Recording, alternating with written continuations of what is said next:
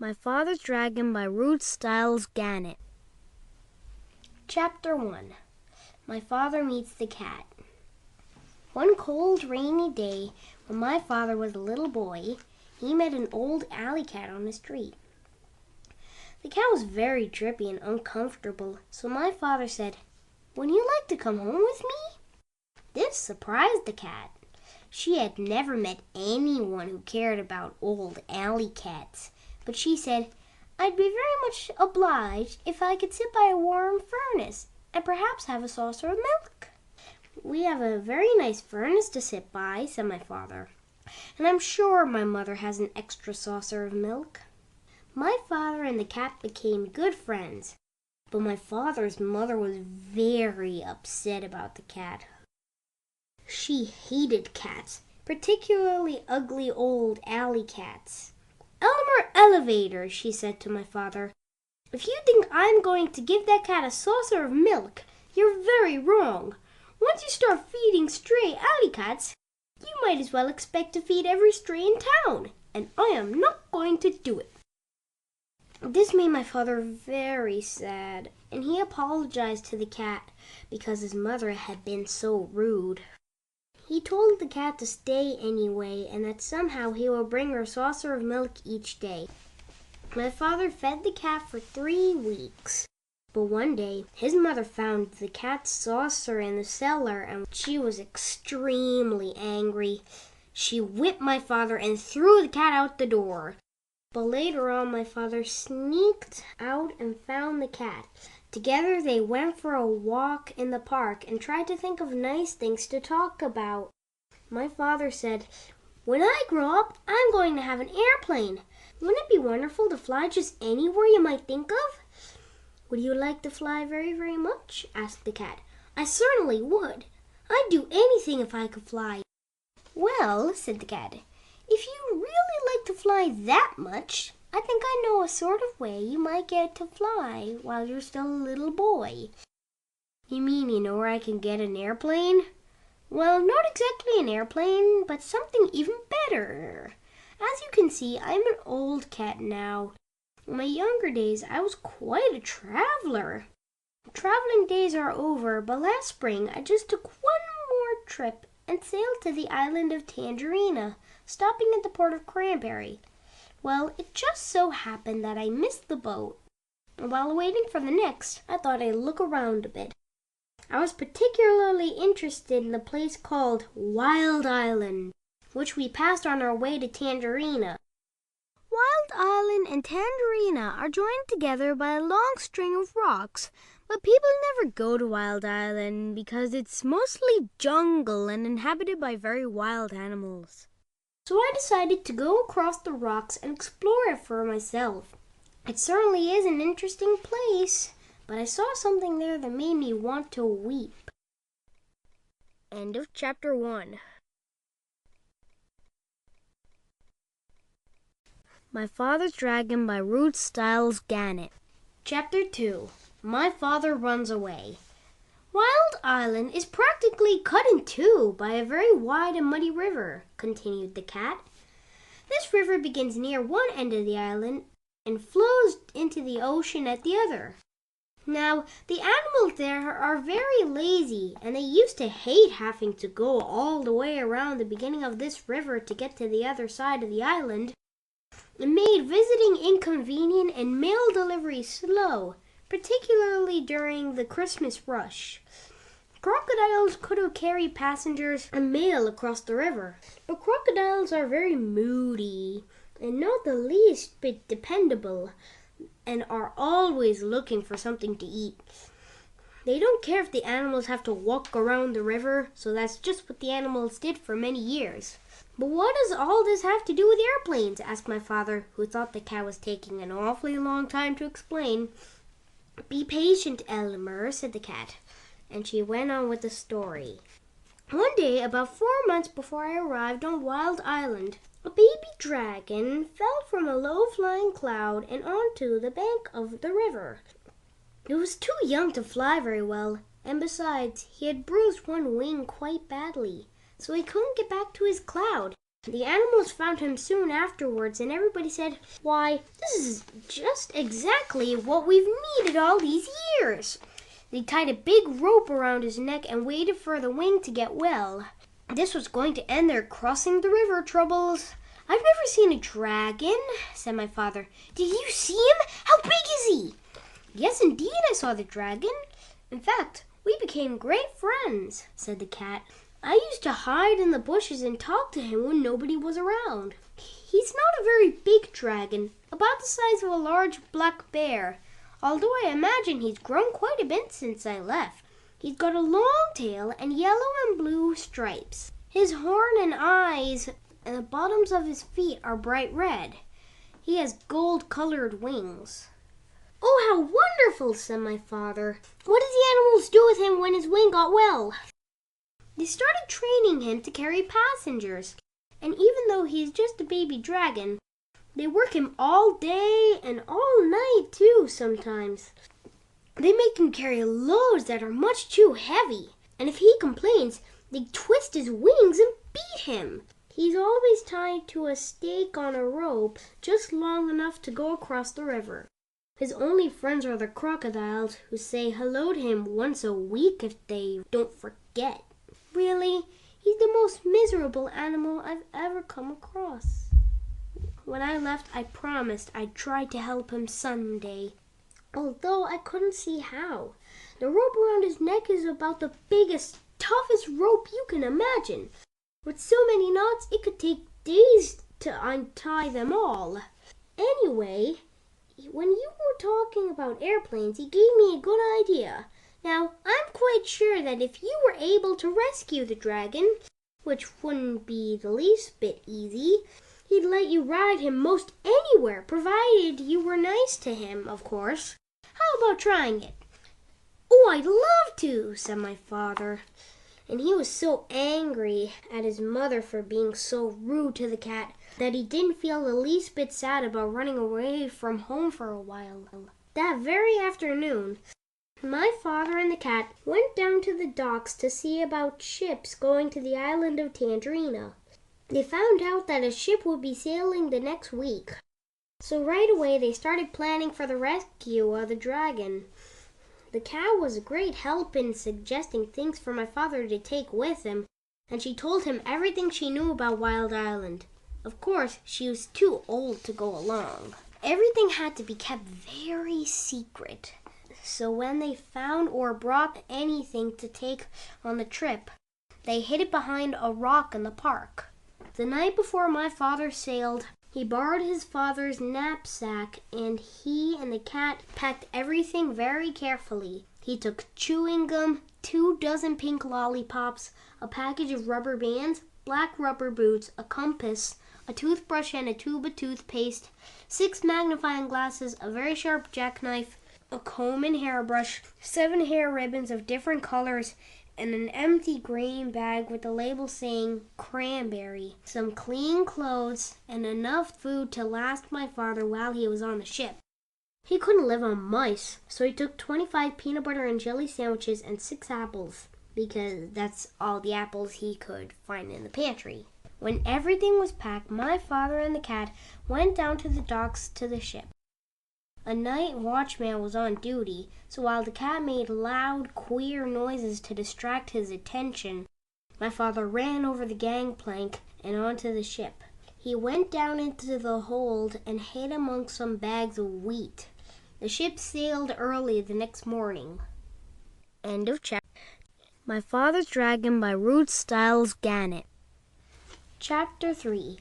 My Father Finds the Island. My father hid in the hold for 6 days and nights. Twice he was nearly caught when the ship stopped to take on more cargo.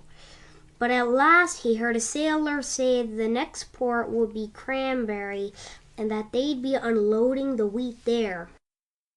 My father knew that the sailors would send him home if they caught him, so he looked in his knapsack and took out a rubber band and the empty green bag with the label saying Cranberry. At the last moment, my father got inside the bag, knapsack and all, folded the top of the bag inside, and put the rubber band around the top.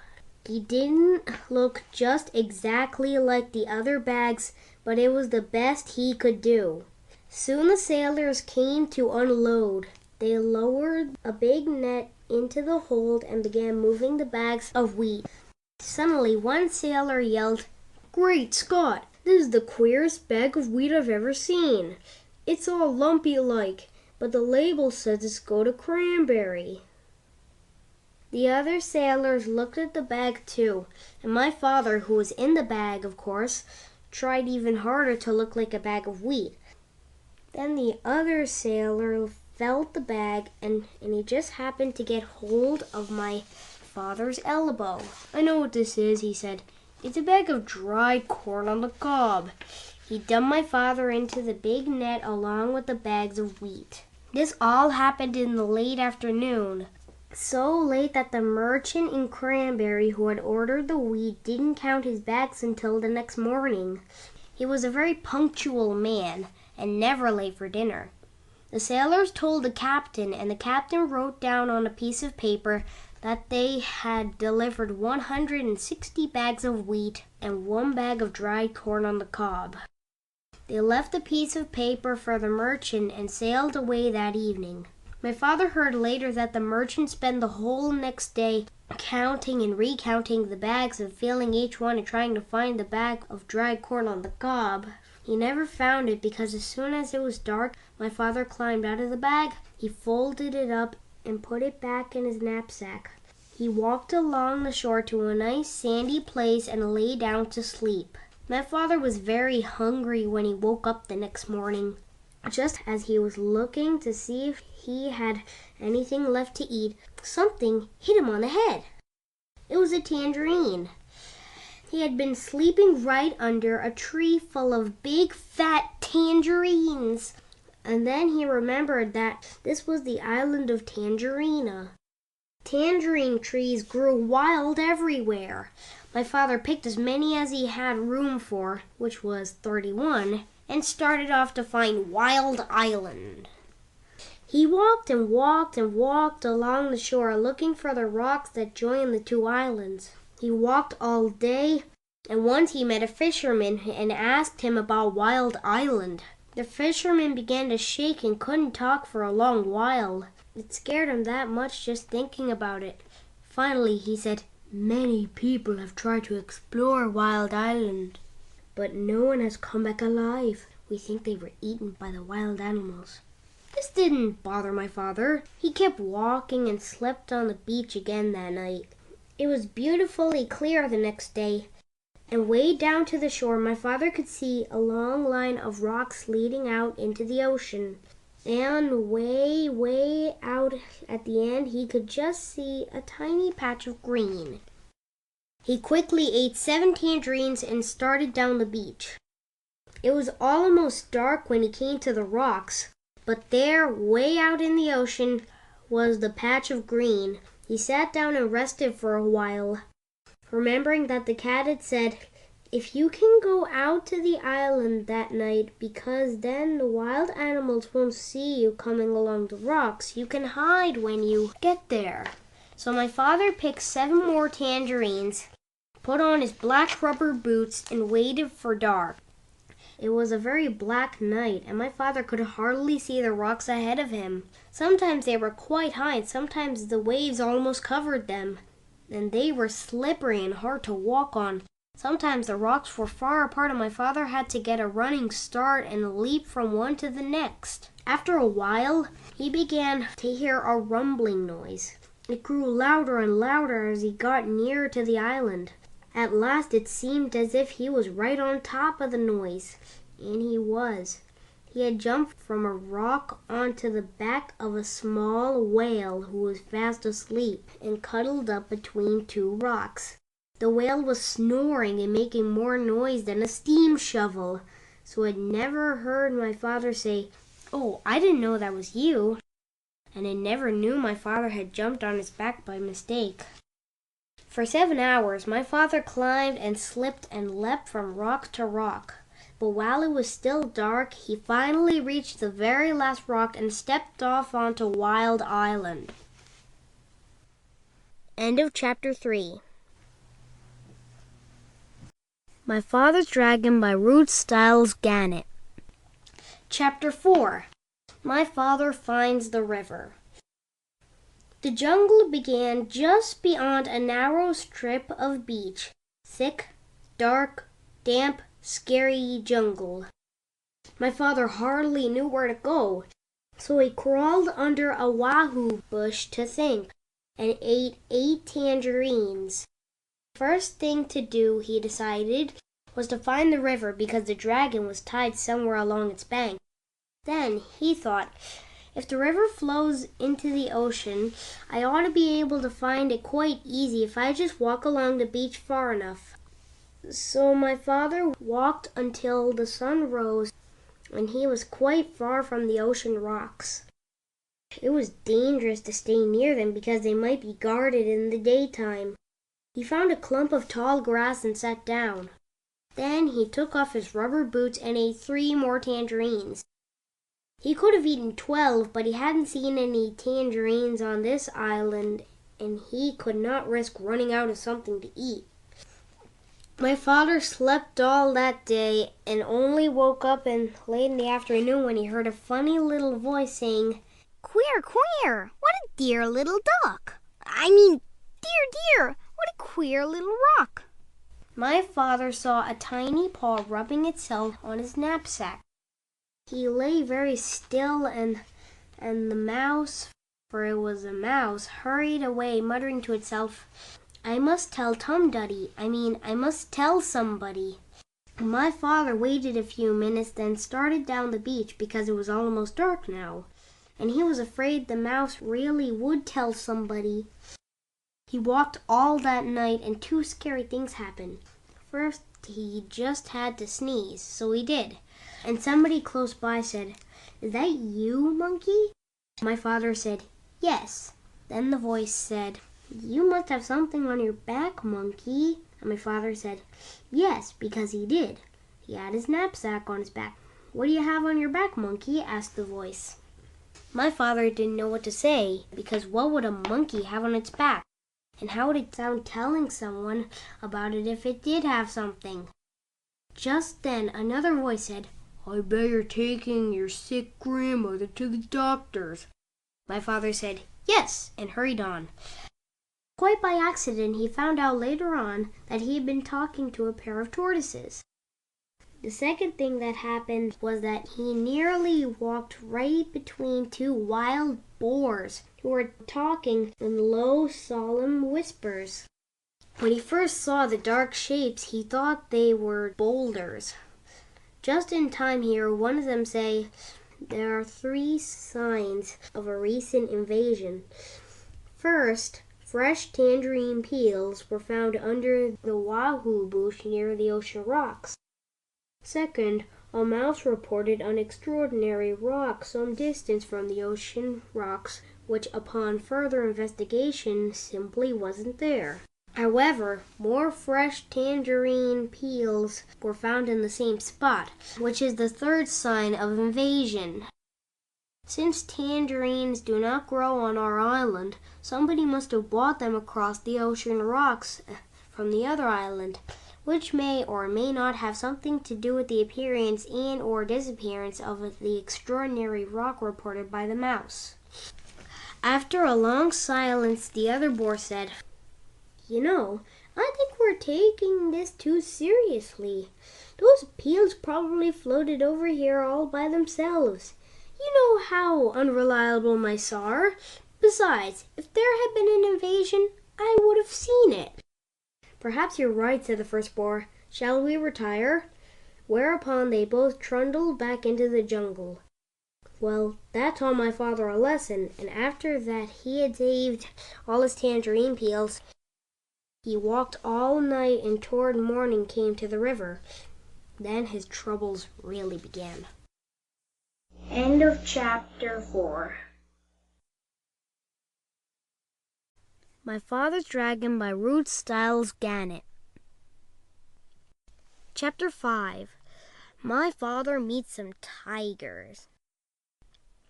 The river was very wide and muddy, and the jungle was very gloomy and dense. The trees grew close to each other, and what room there was between them was taken up by great high ferns with sticky leaves.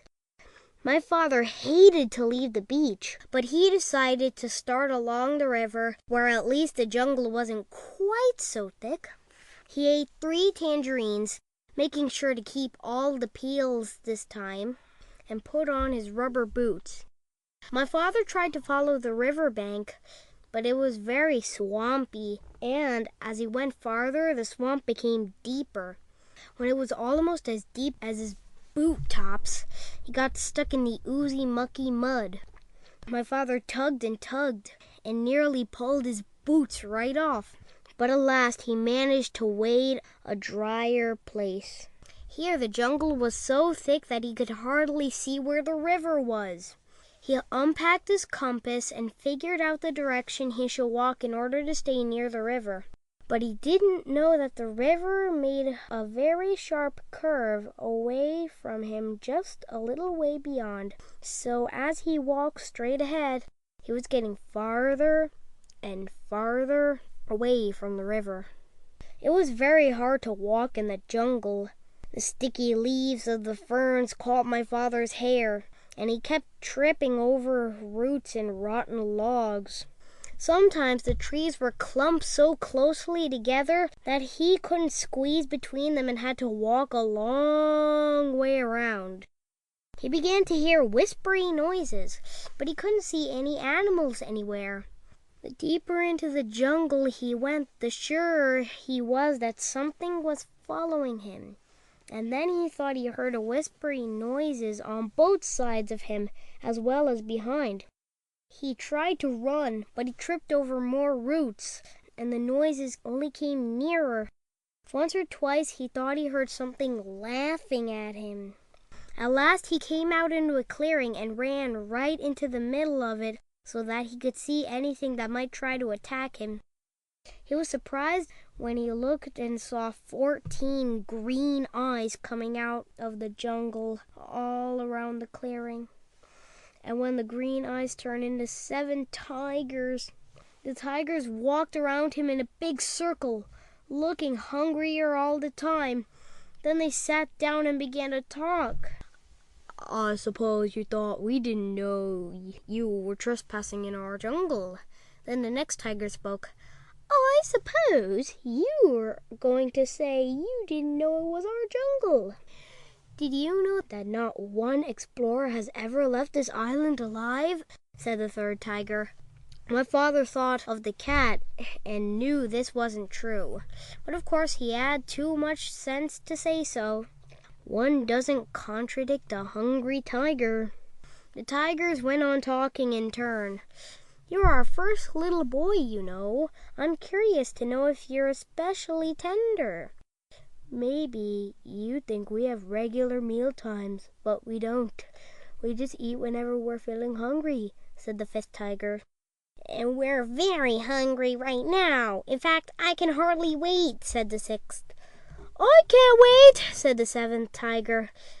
And then all the tigers said together in a loud roar, "Let's begin right now!" And they moved closer. My father looked at those 7 hungry tigers. Then he had an idea. He quickly opened his knapsack and took out the chewing gum. The cat had told him that tigers were especially fond of chewing gum, which was very scarce on the island. So he threw them each a piece, but they only growled. "As fond as we are of chewing gum, we'd like you even better." And they moved so close that he could feel them breathing on his face. "But this is very special chewing gum," said my father. "If you keep on chewing it long enough, it will turn green. And then if you plant it, it will grow more chewing gum. And the sooner you start chewing, the sooner you'll have more." The tiger said, "Why, you don't say. Isn't that fine?" As each one wanted to be the first to plant the chewing gum, they all unwrapped their pieces and began chewing as hard as they could. Every once in a while, one tiger would look into another's mouth and say, "Nope, it's not done yet," until finally they were all so busy looking into each other's mouths to make sure that no one was getting ahead that they forgot all about my father. End of chapter 5.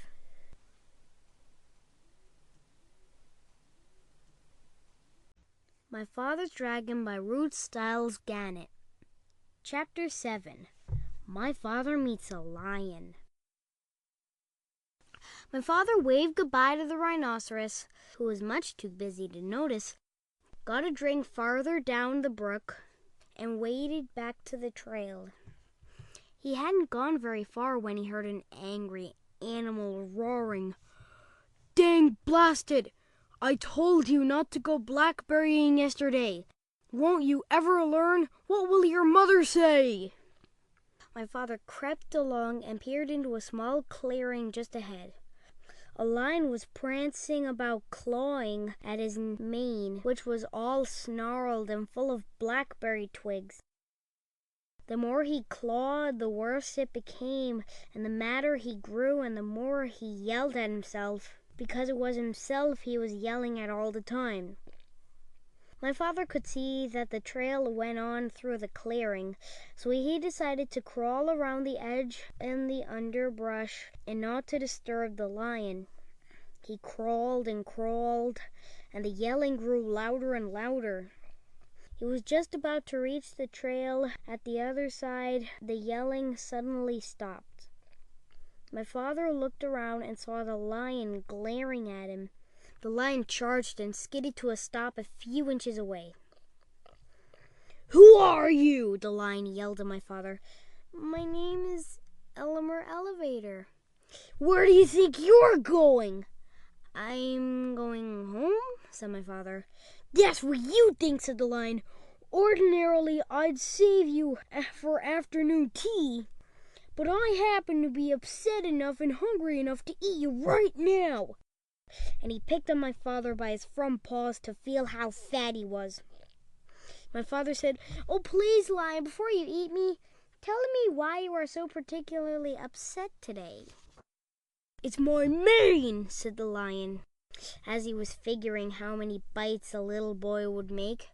"You see what a dreadful mess it is, and I don't seem to be able to do anything about it. My mother's coming over on the dragon this afternoon, and if she sees me this way, I'm afraid she'll stop my allowance. She can't stand messy manes, but I'm going to eat you now, so it won't make any difference to you."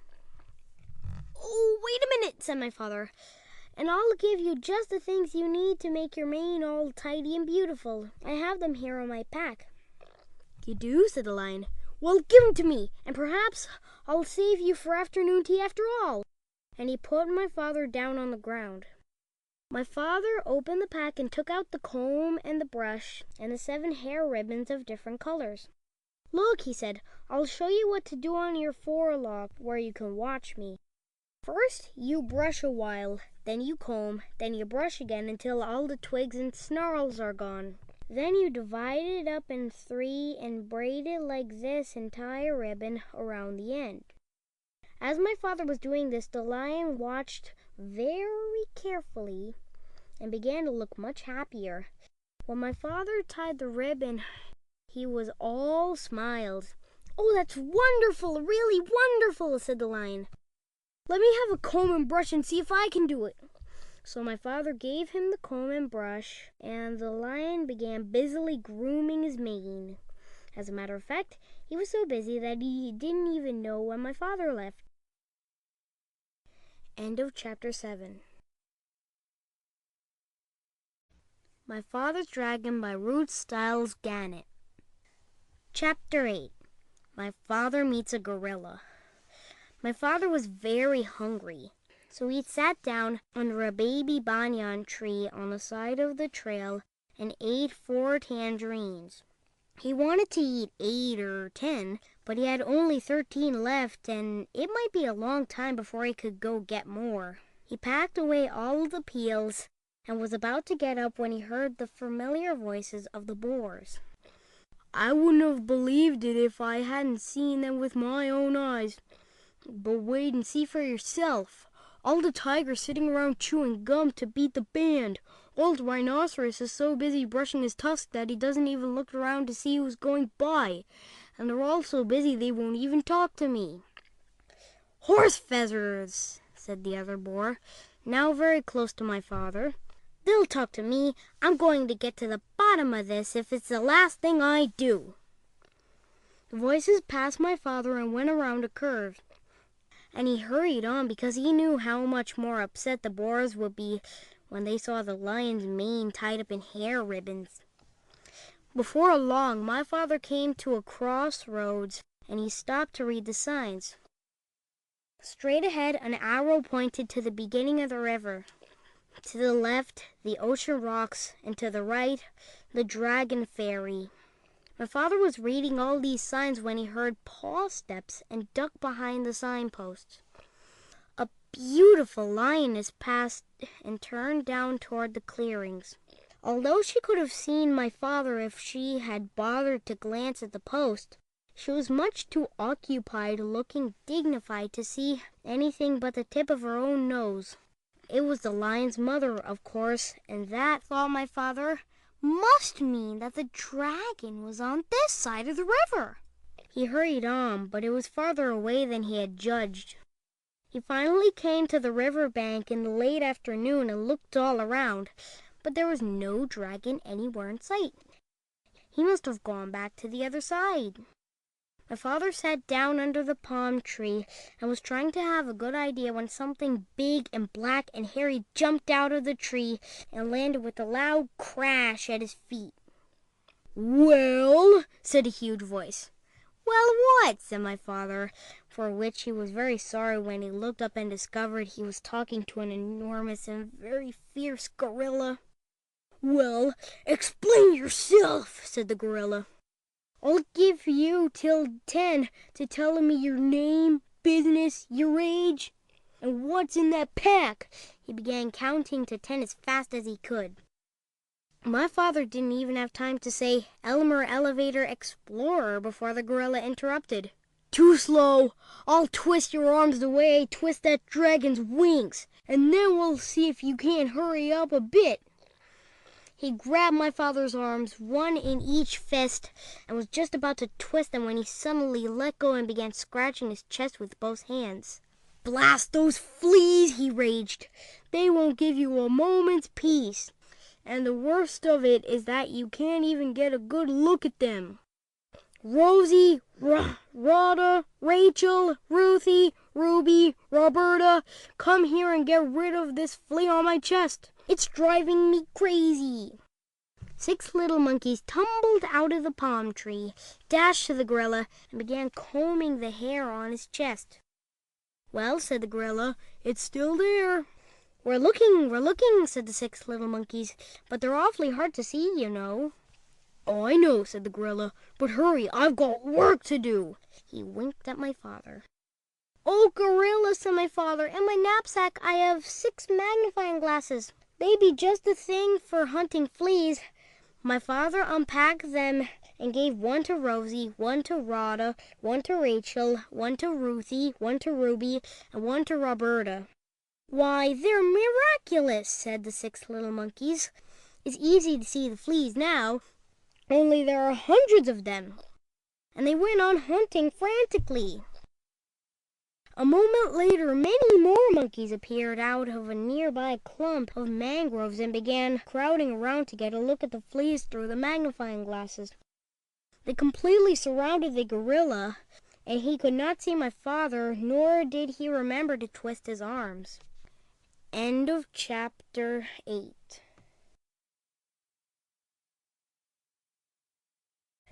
My Father's Dragon by Ruth Stiles Gannett. Chapter 9. My Father Makes a Bridge. My father walked back and forth along the bank, trying to think of some way to cross the river. He found a high flagpole with a rope going over to the other side. The rope went through a loop at the top of the pole and then down the pole around a large crank. A sign on the crank said, "To summon dragon, yank the crank.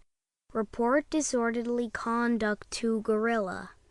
From what the cat had told my father, he knew that the other end of the rope was tied around the dragon's neck, and he felt sorrier than ever for the poor dragon. If he were on his side, the gorilla would twist his wings until it hurt so much that he'd have to fly to the other side. If he were on the other side, the gorilla would crank the rope until the dragon would either choke to death or fly back to his side. What a life for a baby dragon. My father knew that if he called to the dragon to come across the river, the gorilla would surely hear him, so he thought about climbing the pole and going across the rope. The pole was very high, and even if he could get to the top without being seen, he'd have to go all the way across hand over hand. The river was very muddy, and all sorts of unfriendly things might live in it, but my father could think of no other way to get across. He was about to start up the pole when, despite all the noise the monkeys were making, he heard a loud splash behind him. He looked all around in the water, but it was dusk now, and he couldn't see anything there. "It's me, Crocodile," said a voice to the left. "The water's lovely, and I have such a craving for something sweet. Won't you come for a swim?" A pale moon came out from behind the clouds, and my father could see where the voice was coming from. The crocodile's head was just peeping out of the water. "Oh, no, thank you," said my father. "I never swim after sundown. But I do have something sweet to offer you. Perhaps you'd like a lollipop, and perhaps you have friends who would like lollipops too." "Lollipops?" said the crocodile. "Why, that is a treat. How about it, boys?" A whole chorus of voices shouted, "Hurrah, lollipops!" And my father counted as many as 17 crocodiles with their heads just peeping out of the water. "That's fine," said my father as he got out the 24 pink lollipops and the rubber bands. "I'll stick one here in the bank. Lollipops last longer if you keep them out of the water, you know. Now one of you can have this one." The crocodile who had first spoken swam up and tasted it. "Delicious, mighty delicious," he said. "Now if you don't mind," said my father, "I'll just walk along your back and fasten another lollipop to the tip of your tail with a rubber band. You don't mind, do you?" "Oh, no, not in the least," said the crocodile. "Can you get your tail out of the water just a bit?" asked my father. "Yes, of course," said the crocodile, and he lifted up his tail. Then my father ran along his back and fastened another lollipop with a rubber band. "Who's next?" said my father, and a second crocodile swam up and began sucking on that lollipop. "Now you gentlemen can save a lot of time if you just line up across the river," said my father, "and I'll be along to give you each a lollipop." So the crocodiles lined up right across the river with their tails in the air, waiting for my father to fasten on the rest of the lollipops. The tail of the 17th crocodile just reached the other bank. End of chapter 9.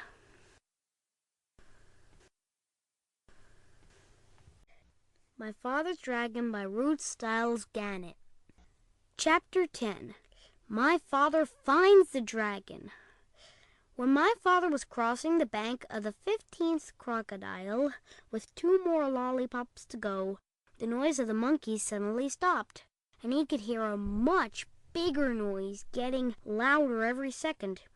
Then he could hear 7 furious tigers and 1 raging rhinoceros and 2 seething lions and 1 ranting gorilla along with countless screeching monkeys, led by 2 extremely irate wild boars, all yelling, "It's a trick! It's a trick! There's an invasion and it must be after our dragon! Kill it! Kill it!" The whole crowd stampeded down to the bank. As my father was fixing the 17th lollipop for the last crocodile, he heard a wild boar scream, "Look! It came this way! It's over there now, see?" The crocodiles made a bridge for it. Just as my father leapt onto the other bank, one of the wild boars jumped onto the back of the first crocodile. My father didn't have a moment to spare. By now the dragon realized that my father was coming to rescue him. He ran out of the bushes and jumped up and down yelling, "Here I am! I'm right here! Can you see me? Hurry! The boar's coming over on the crocodiles too! They're all coming over! Oh, please, hurry, hurry!" The noise was simply terrific.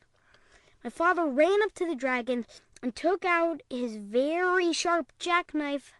"Steady, old boy, steady. We'll make it. Just stand still," he told the dragon as he began to saw through the big rope.